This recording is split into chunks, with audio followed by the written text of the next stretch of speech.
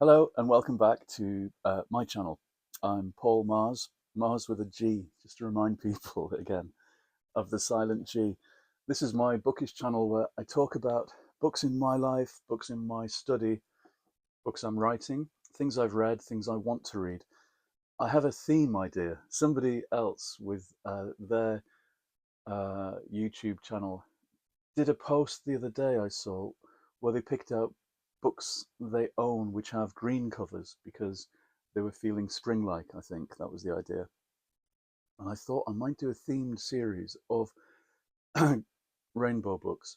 That's how some of my shelves are organized, because of a photo I did for Pride Month a few years ago, and they've kind of stayed that way.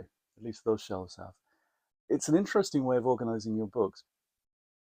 I like, as I've said before, zigzagging from genre to genre. I've said elsewhere about being genre fluid. And I think if you have a random organizing effect, like, say, colors of spines, you get some lovely juxtapositions. And reading for me is often about the beauty of juxtaposition. So I will begin with red and talk about some red books that we own. If I put my coffee there, the cat's going to drink it. There he is. Bernard Socks. He's not talking. Um, he loves coffee, this cat.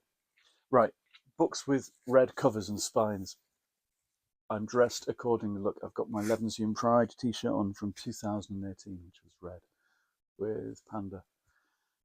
Dave Hill from Slade, there he is, wrote a autobiography called So Here It Is a few years ago. Um, uh, it's signed. That's amazing.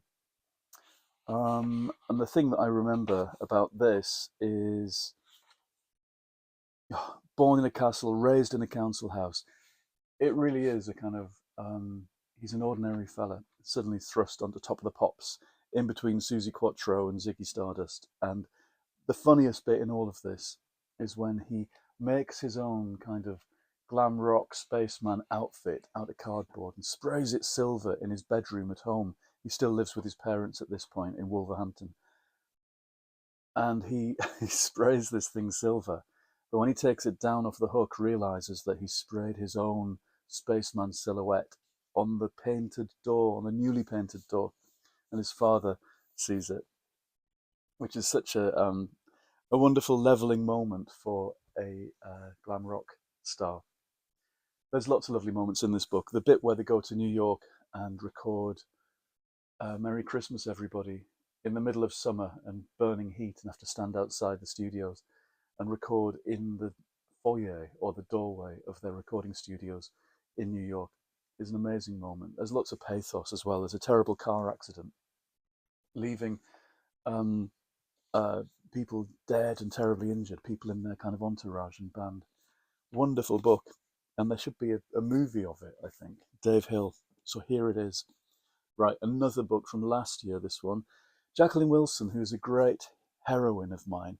She has written gazillions of books for kids. And recently she's been doing these sequels to Enid Blyton's Magic Faraway Tree books. Books which I read again and again, the four of them, back when I was a kid, and then read to my sister in the 90s, and she loved them. Um, and they've been repackaged really nicely with illustrations by Mark Beach in recent years. I love his kind of Quentin Blake type illustrations.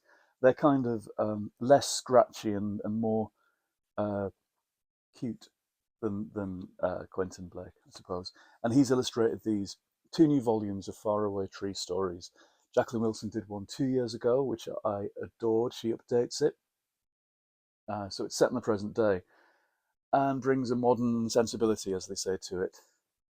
Very successfully, I think. I think she's such a sensitive writer in so many ways, as well as being kind of hilarious and knockabout when she has to be.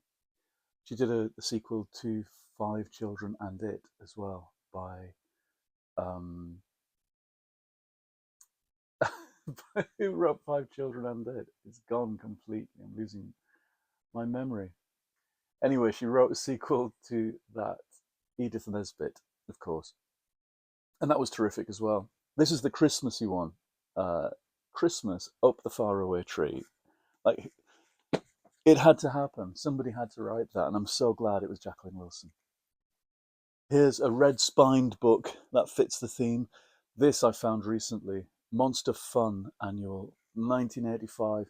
This is at the end of the kind of Fleetways and IPC comics. All those uh, comics were dying out by then, but I'd grown up with them in the 70s. Gums, look. Gummy Jaws, as we used to call him. In the wake of Jaws, you had this comic strip about a shark with false teeth, and Frankie Stein, there he is, endlessly devoted to his cruel and horrible dad. All of these were wonderful. Well, not all of them. There was always filler, of course, but even then they were so well drawn and so skillfully done. Kid Kong. They've tried to revive this in recent years, and I'm not sure. I'm not sure if it's a museum piece, if it's actually something that kids now would read. I just don't know. Um, uh, it looked a bit clever when I looked at copies of it. Maybe I should give it more time. Maybe I just like the old ones. Now, comics and cartoons. This was a Valentine present from Jeremy a number of years ago. William Steig, Cats, Dogs, Men, Women, Ninnies and Clowns. Now, Steig was the cartoonist and illustrator um, who did Shrek, the original book of Shrek, and Rotten Island, which is one of my, I've talked about on this before, one of my all-time favorite kids books. And his, it's almost like outsider art in that he just almost hover on the edge of indecipherable, some of these. And I guess lots of them are personal drawings, just things he did, exploring lines and ideas. And this book is so compendious and so beautifully huge and um, just lavish. That's what it is. It's a lavish book of pictures. It includes lots of things that maybe dig into his archive. But I love it. I love seeing uh, cartoonists, especially at work. Here's one of these things where people do blots of ink and watercolor and then construe them into figures and faces. It's a very interesting thing for cartoonists to do, I think. Um, Whoop, there goes the cat jumping down. He's bored. Cats usually like picture books. This is published by uh, Abrams Comic Arts. I don't know them. Americans. Yep, lovely, lovely book. Right, another artist, more New York. Beryl Cook. I found this uh, in Didsbury sometime last year. I love Beryl Cook's paintings. She was a figure who I suppose people were a bit snooty about when she was doing stuff in the 80s and 90s because people are snooty, aren't they? She was popular. She painted fat women. It might have looked a bit literal, except it's not.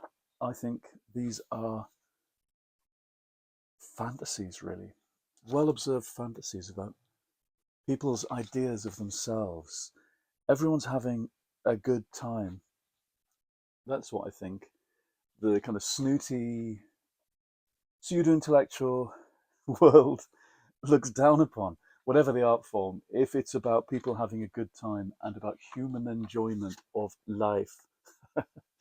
uh, it's obviously not as special or as rarefied or as intellectual as people having a shitty time in life. Look at these women on the bus and their shoes. I'd love to know how she worked, whether she sketched. I get the sense that she just memorized. I don't think there's sketchbooks hiding away somewhere. I think she looked at stuff and she memorized. I don't think she took photos. Look at them in the Russian tea room. I love them because you can hear the voices. And I can't believe nobody's animated these and had them talk. I can hear the voices of actors of this time, of this vintage, Sheila Hancock or Miriam Margolyes talking when I I see these. Look at this, the Museum of Modern Art. I've been to this cafe. I was coming down with flu at the time and I felt ghastly. Look at that woman easing off her shoes because her feet are aching from the gallery. Yeah, it's interesting. I've dropped a leaflet out of there. Um, Interesting, the business of snootiness in art and literature and how misery guts aesthetics trumps celebration of life. That's just a given, isn't it? And it annoys me. I was thinking about this to do with something else, maybe drama, the other night. Oh no, it was a novel. It was a novel, a book club novel, and how, um, yeah, it seems eternally more classy to write about misery and degradation. Whereas, in fact, I think it's harder to write about happiness and joy. Speaking of which, here's something that came out in 1981. Uh, I think just after Tom Baker had left, the Doctor Who Programme Guide by Jean-Marc L'Officier. And um, this was a Christmas present from Jeremy in 1996, years after I'd lost my own copy. Oops. After my Doctor Who books were given away by my family to a market stall in town when I first went to university. It's a tragic story, I'll tell it someday. This is the first time I'd seen little synopses of of all the stories put together in one book. There'd been the making of Doctor Who before this that did some of that, but not. Um, I hadn't seen it until after this, and this goes up to Legopolis. It's amazing. This book is your TARDIS. With it, you can travel through time and relive all the Doctor's past adventures, fight against the Daleks with the Thals, join forces with UNIT against the Green Death, discover the truth about the curse of Peladon, stop the revenge of the Cybermen, wrestle with the brain of a renegade Time Lord. Except you don't do any of these things. They're less than a page long. I wish they'd found a way of telling short stories. That's what they needed to do. Rather than just give us info. I wasn't an info kind of kid. Still aren't. Right, the link with Doctor Who is palpable. That this is a collection of short stories by Robert Shearman, Tiny Deaths, published by Comma Press in Manchester. Now, this is signed to me uh, in 2007, I think. We um, we did a Halloween reading together in God knows where, somewhere down south. It was a long way to go for Rob, away from London. It was a long way to go from here for me. And it was hoying it down. It was stormy, it was dreadful, and we didn't really want to go to this town. It was a library. We weren't convinced they were going to get an audience, but we went because we wanted to meet up. We'd never met.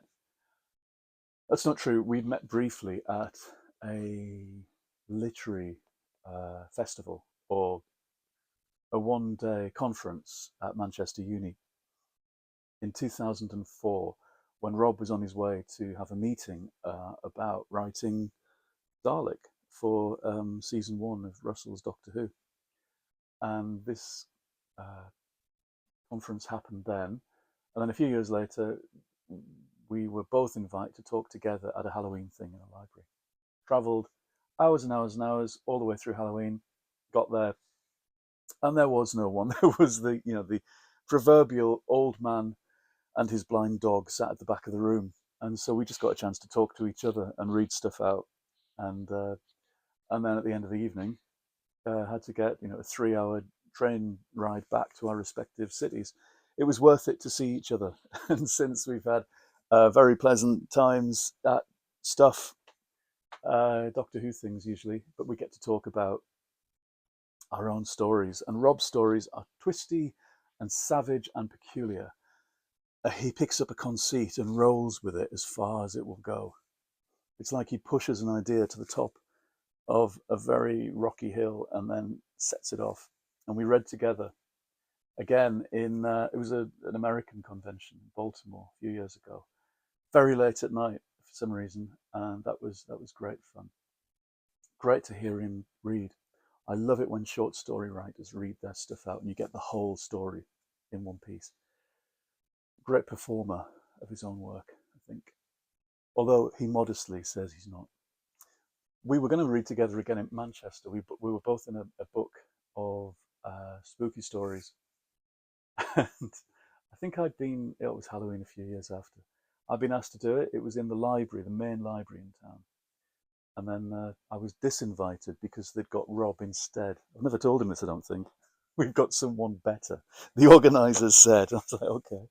I wasn't going to dispute that, but I had given up my Halloween in preparation, but never mind. This is from Hay on Wye. Look, it's got a little... I must have sent off for this. This is one of the New York Review of Books children's classics that they kind of they bring out of the archive and give new life to. Look at this. It's Uncle by J.P. Martin. Now, illustrated by Quentin Blake early in his career. It's kind of 60s Quentin Blake. A bit splotchier. A bit more assiduous in the detail, I think. I love these stories. Uncle is an elephant. He's immensely rich and he's a BA. He dresses well, generally in a purple dressing gown, and often rides about on a traction engine, which he prefers to a car. He lives in a house called Homeward, which is hard to describe, but try to think of about 100 skyscrapers all joined together and surrounded by a moat with a drawbridge over it, and then you'll get some idea of it. The towers are of many colours, and there are bathing pools and gardens among them, also switchback railways running from tower to tower, and water chutes from top to bottom. Many dwarfs live in the top stories. They pay rent to Uncle every Saturday. It's only a farthing a week, but it mounts up when there are thousands of dwarfs. There is one mysterious block in the middle called Lion Tower, which hardly anybody has been into. People have tried, but they get lost. Exploring in Uncle's house is a tricky business, but there's one comfort. You are sure to come across something to eat, even if you have lost your way. On the morning when this story starts, Uncle was waking in his room, which looked out onto the moat. His big bed was hung with red silk curtains, and they looked very grand in the morning sunlight. See, the theme of red is coming out everywhere. In came the old monkey with a bucket of cocoa. He looks after Uncle very well, because Uncle once saved him from a mean old stepfather who tried to sell him for sixpence. There are lots of other people who work for Uncle, but the old monkey is the chief one. They get on splendidly. Good morning, said Uncle. He drew the cocoa up with his trunk and squirted it down his throat, never spilling a drop. Everything seems very quiet, sir, said the old monkey, drawing the window curtains and picking up a telescope which lay on the sill. He focused it on a large ramshackle building about half a mile away, and reported, Beaver Hateman is just setting off for a ride on the wooden-legged donkey, and Hitmouse is washing up.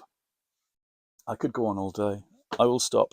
Another one from the same company, the same publisher, Jenny and the Cat Club, by Esther Averill.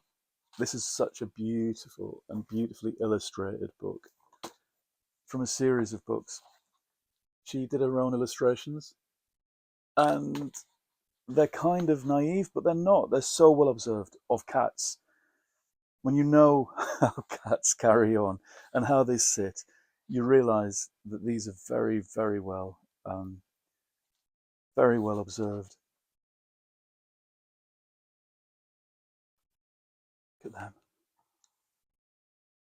I wish I could be better at making videos. Maybe I will be one day, and I could cut in uh, little shots of. I could fade them in rather than just holding up the book for you. One summer night, the little black cat, Jenny Linsky, climbed over the tall board fence at the end of the garden behind her home, crept through a private passage, and came out on South Street. Jenny walked up the street until she came to Hook and Ladder Company number 7X of the New York City Fire Department. "Woo-hoo, Pickles," she called softly from the sidewalk. Pickles, the big spotted yellow cat who was the mascot of the company, was upstairs playing checkers with the firemen. When he heard the woo-hoo, he put on his fireman's helmet, slid down the fireman's pole, walked around the hook and ladder for good luck, and went out to Jenny. "Hi, Jenny," said Pickles. "What's going? What's doing? Where's Captain Tinker?" Pickles was referring to Jenny's friend and master, the old sea captain, Captain Tinker, in whose house she lived. "Captain Tinker's gone out," said Jenny. "He went out for supper." "What about the cat club?" Pickles asked, referring to the club that met each night in Captain Tinker's garden. Again, I could just read on and on and on. They really remind me of the cats round here, especially when we had Festa and he had a little gang and they would run about the streets together in procession. Right, that's a pile of red books. Red in colour and red from cover to cover. There they all are. I think I shall carry on with this theme, which makes red and yellow next. So I will dig around for some yellow books. I bet I've done something ridiculous to my microphone. I'm sorry if there's been interference. Right. Sock, say goodbye. He's not going to, I don't think. Let's come on. See if you can. Will you wave at the camera? Will you? No. Not at all. I will leave you there and I'll post this for over the weekend, I guess, for over the Easter weekend. Take care and do go and look at my Patreon, which is under my name, and go and subscribe to that if you would. It costs very little for more of all this nonsense. I'm noticing more red books up there, Paddington and L.M. Montgomery, and Gobelino, the witch's cat. I should have read some of that. Press like, subscribe, leave messages, leave comments, and I'll see you again in the next episode. Okay, bye-bye.